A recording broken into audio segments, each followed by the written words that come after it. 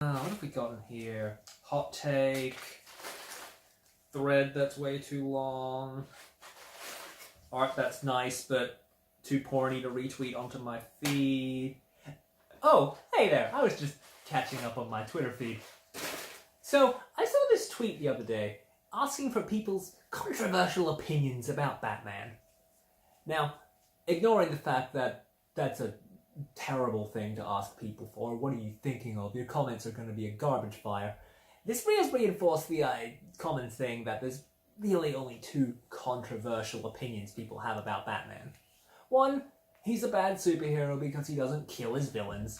And two, he's a bad superhero because he's a superhero and he doesn't just give all his money to charity.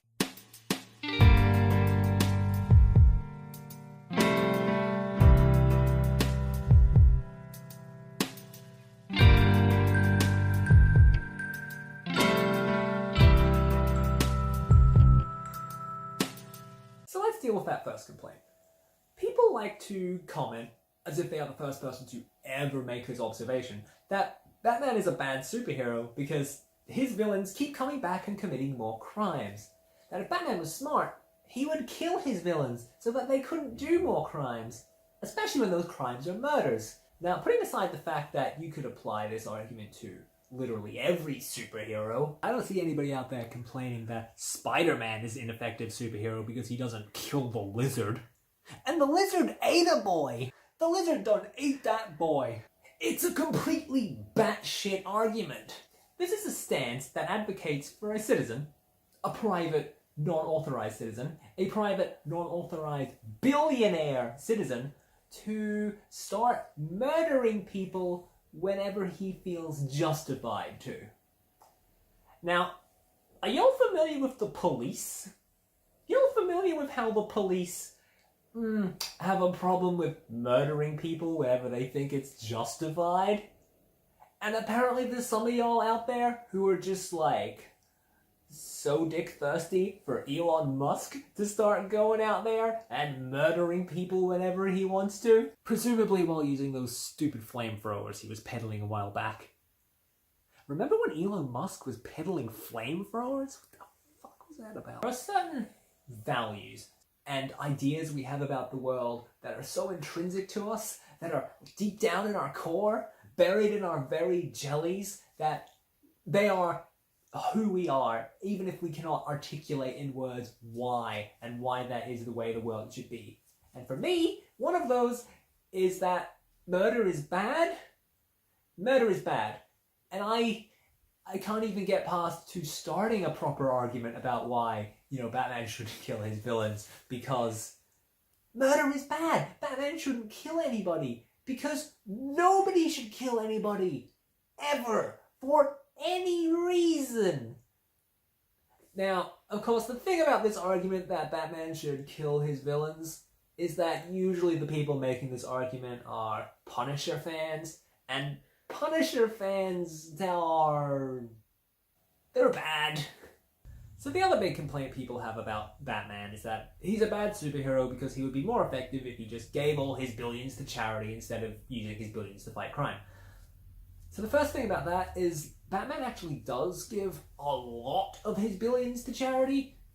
You've got the Wayne Foundation, you've got all the money he gives to hospitals, you've got all the private free healthcare clinics that he funds, and you've got the jobs that he gives to prostitutes of an indeterminate age. I mean, the art does make her look like a child, but apparently she's old enough to, have a job as a receptionist at a major corporation, so these things just don't get a lot of focus in the story because Batman giving all his money to charity would not be a story? Like, what do people want? A comic that's 22 pages of Batman sitting at his desk cutting checks? Page 1, panel 1. Bruce Wayne sits at his desk, writes a check to charity. Page 1, panel 2. Batman sits at his desk, writes a second check to charity. So on for 22 pages? No, that's not a story. Stories that Batman are in are generally action stories or they're mystery stories. And giving all your money to charity doesn't fit into either of those genres. You do occasionally get a story like Court of Owls, where the inciting incident is Batman wants to use his money to build new, affordable, practically free housing for the poorest people in Gotham. But that story immediately changes focus to the shadowy order of owl mask-wearing billionaires who really control Gotham, because they don't want Batman to build cheap housing for the poor.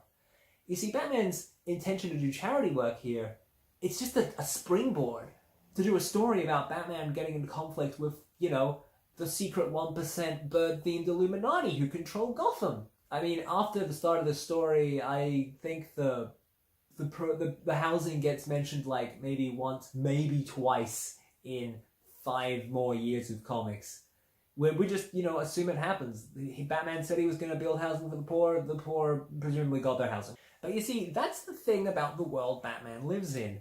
Yeah, you can come up with a plan to build better, cheap, practically free housing for the poor, but there's a secret bird-themed Illuminati who don't want you to. Because, you see, in Batman's world, Batman doesn't have the problems we have in our world. Batman's problems are that there's a secret bird-themed Illuminati who secretly run his city. That the Joker wants to poison the reservoir. That the Riddler wants to turn Gotham into an isolated city-state jungle apocalypse where he throws people into a lion pit if they get his riddles wrong. Charity doesn't solve those problems. People want to talk about, you know, the reasons Batman wouldn't work in our world. How, you know, a billionaire who uses his money to fight crime would be bad in our world. But Batman doesn't live in our world. Batman lives in Batman's world.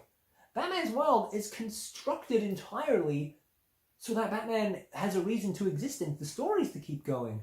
Batman lives in a world of ghost criminals and a cult of animal people who worship the very concept of crime.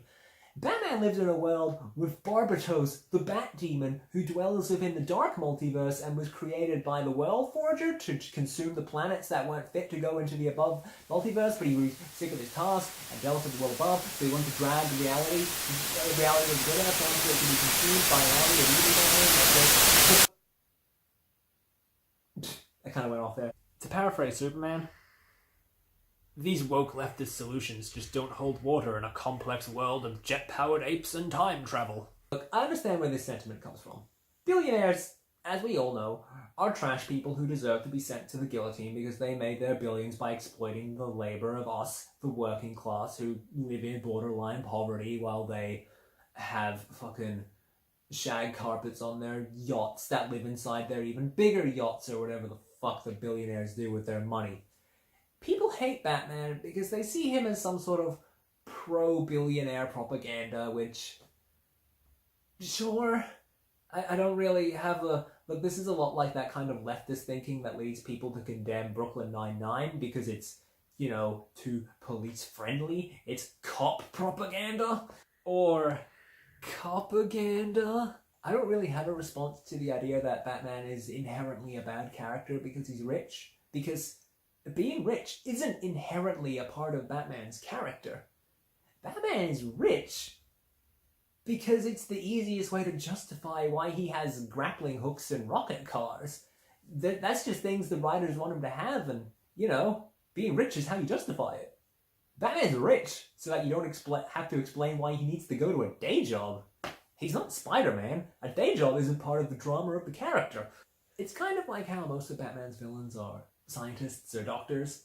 It's not because the character of Batman has some inherently anti-science message to deliver. It's because scientists and doctors get into weird accidents that let them get, you know, cold powers and turning into some sort of werebat powers. See, Batman isn't a statement on the validity of the existence of billionaires. He's a statement on the validity of the existence of taking narrative shortcuts so you can get to the cool, fun part of the story. And with Batman, the cool, fun part of the story is that he has a giant robot that he can use to punch giant super terrorists in the face. Being rich is just what lets you have that happen in your story. Hey everyone, I hope you enjoyed this video. That was me having a bit of a rant about Batman.